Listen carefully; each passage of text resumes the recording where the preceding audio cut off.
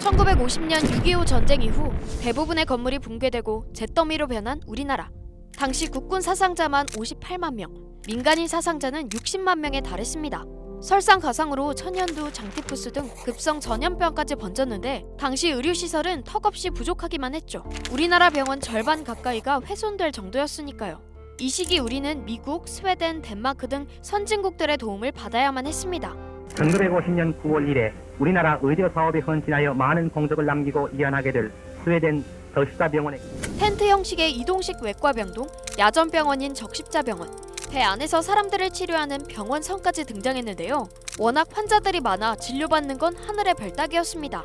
그래서 당시 정부는 스웨덴, 덴마크, 노르웨이 3국에게 전쟁이 끝나고도 계속 남아줄 것을 요청했는데요. 적십자 정신으로 세 국가와 정부가 합작해서 만든 게 서울 을지로에 세워진 메디컬 센터입니다. 이것이 바로 국립중앙의료원입니다. 개원 후 10년 동안은 전체 환자의 75%는 무상 진료한다는 원칙을 이어갔다고 해요. 서민들을 위한 공공의료 역할을 한 거죠. 현재도 국립중앙의료원 환자 중 30%는 의료급여 환자라고 합니다.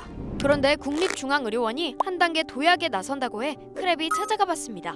2028년에 중앙감염병병원이 들어선다고 하는데요. 이름만 들어선 생소한데요. 감염병 환자가 만약에 오면 제일 먼저 수용하고 질병의 특성을 파악하고 치료 방침들을 찾아내고 감염 상황에 대응할 수 있는 인력들의 교육 훈련을 일상적으로 하는 병원이 어딘가는 있어야 하는데 중앙감염병병원이 그런 역할을 해야 되지 않을까 생각을 합니다. 사실 국립중앙의료원은 2003년 사스가 유행했을 때 처음으로 감염병 환자 전용 입원 치료 병상이 생겼고 신종플루, 에볼라 바이러스, 메르스 등을 겪으면서 의료 시스템의 최전선인 감염병 전문병원의 역할을 해왔습니다. 그래서 2020년엔 민간 병원과 달리 병상을 모두 비운 다음 코로나19 환자를 집중 치료한 거죠. 감염병이 올 때마다 메르스 때도 그렇고 코로나 때도 그렇고 시작부터 상황 종료되는 마지막 종료 시점까지 처음부터 끝을 함께하는 병원이었던 것 같아요. 그게 제일 민간병원이랑 차이였고 코로나19 방역 최전선엔 확진자를 직접 대면해 치료하는 의료진이 있습니다.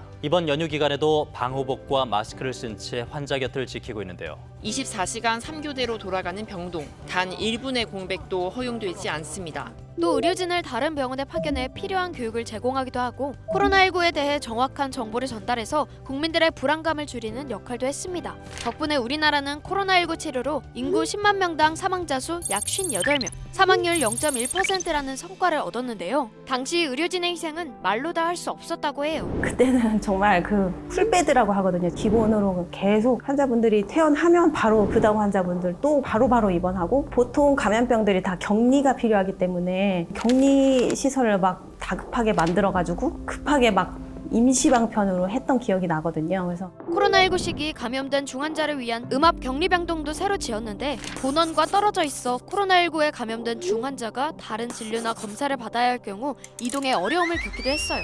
이런 점 때문에 새로 들어설 중앙감염병병원은 의료원 본원이 감염병 병원을 껴안는 구조로 만들어지는데요. 감염병에 걸린 환자 중 기저질환을 앓고 있는 사람들이 함께 치료받을 수 있는 구조인 거죠. 아마 세계 최고 수준의 병원이 될 텐데요. 저희가 세계에서 새롭게 지은 감염병 병원 모델들을 벤치마킹을 하고 있는 중인데 싱가포르에 있는 NCID, 일본과 대만에 있는 감염병 병원 몇 군데를 저희가 갔다 왔고요. 지난 2019년 지어진 싱가포르의 NCID는 14층, 330병상 규모로 지어졌는데 실시간 위치 시스템을 통해 모든 환자, 방문자, 직원이 누구와 언제 접촉했는지 쉽게 파악이 가능하다고 합니다. 우리도 이런 시스템을 도입하는 것이 목표인데 완공되면 치명적인 바이러스에 감염된 환자가 치료받는 고도 음압격리병실 4개를 포함해 음압격리병상이 150개로 늘어나게 됩니다.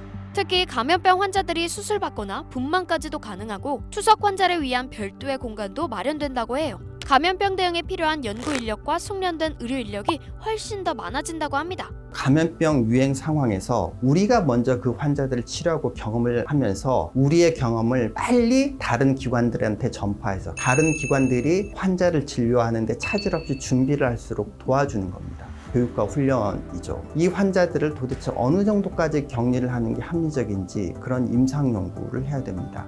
무엇보다 신종 감염병이 생겼을 때는 질병의 특성을 파악해 치료 전략을 세우는 것도 중요하잖아요. 아주 초기 케이스, 몇 케이스들은 교도격리 병상을 통해서 질병의 특성들, 치료 방침들을 확인할 수 있을 것 같고요. 그들이 중환자가 됐을 때 중환자 치료하면서 대응 전략들도 만들어낼 수 있을 거라고 생각합니다. 이렇게 하면 다른 민간 병원에게 가이드도 더 빠르게 줄 수 있다고 하는데 그럼 어느 정도 진척이 됐을까요? 이 부지는 미군 공병단 부지를 쓰였던 땅이라서 정비를 마친 뒤인 2026년부터 착공된다고 합니다. 2028년 말에는 문을 연다고 하니 아쉽게도 더 기다려야 하네요. 미국에 에볼라라고 하는 심각한 감염병이 있는데요. 하드웨어적으로는 사실 좀 취약했어요. 그럼에도 불구하고 미국에서 에볼라 감염을 대응을 했더라고요. 전문가들이 수도 없이 머리를 맞대고 어떤 시스템을 구축할 것이냐에 대한 논의가 앞으로는 훨씬 더 빠르게 진행되어야 되지 않을까 그런 생각을 하고 있습니다. 이렇게 선진화된 시스템까지 갖춘다면 위기 상황에서 진가를 발휘하지 않을까요? 더 신속하고 안전한 공공의료 서비스 하루빨리 우리 곁에 정착되길 기대해봅니다. 이 영상을 제작한 오지은입니다. 지금 구독 버튼을 누르면 매일 새로운 크렘 영상을 놓치지 않고 볼 수 있어요. 좋아요 버튼도 잊지 마세요.